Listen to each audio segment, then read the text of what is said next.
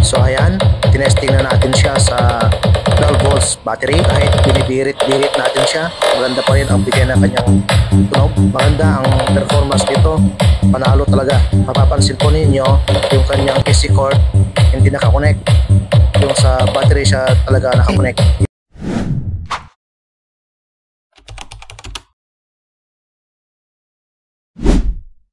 Hello mga kuya, it's Kuya Jerboy. I'm back for another vlog today. Ang topic natin ngayon ay tungkol sa sound system para sa election campaign. Kalimitan, ang setup ng campaign sound system sa sasakyan ay kailangan mo ng generator para mapagana or gagamit ka ng baterya saka power inverter. Kasi nga, ang mga integrated amplifier ay puro 220 volts. Kung mataas masyado ang watts ng power inverter, ay madaling malobat ang baterya. Pag masyado namang mababa ang watts ng power inverter, ay hindi niya kakayaning i-drive ang integrated amplifier. In short, mamamatay ang power inverter. Kapag generator naman, kailangan mo ng maraming galon ng gasolina. Computein mo kung magkano ang gastos mo sa araw-araw unless marami kang pera. Nice! Pero, kung gusto mong makatipid, ito ang para sa'yo. Para sa'yo ang laban na to.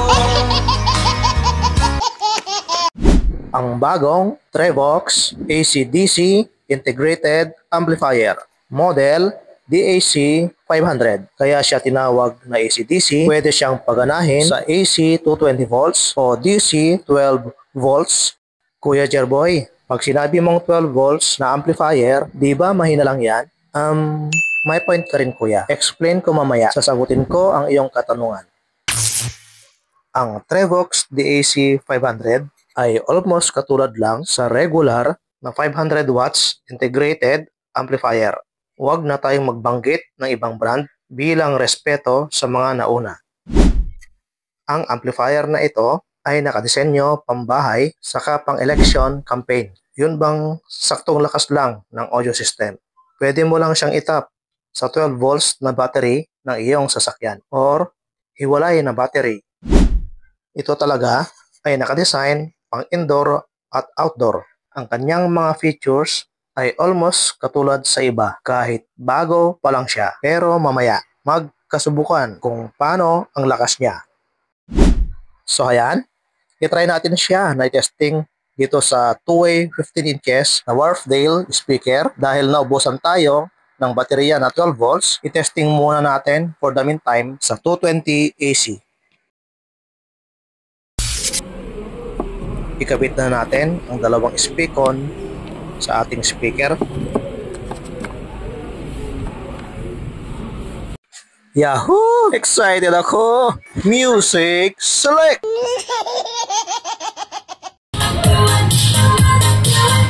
Wow!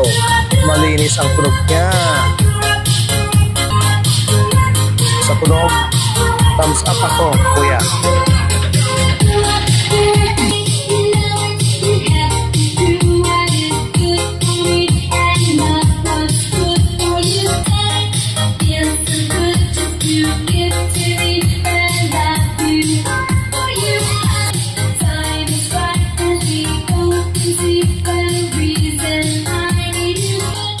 Nahihiwagaan tayo sa amplifier na ito. Okay din ang kanyang tunog.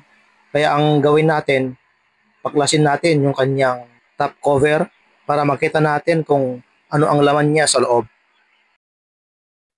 Ayan, i-dismantle natin ang kanyang chassis.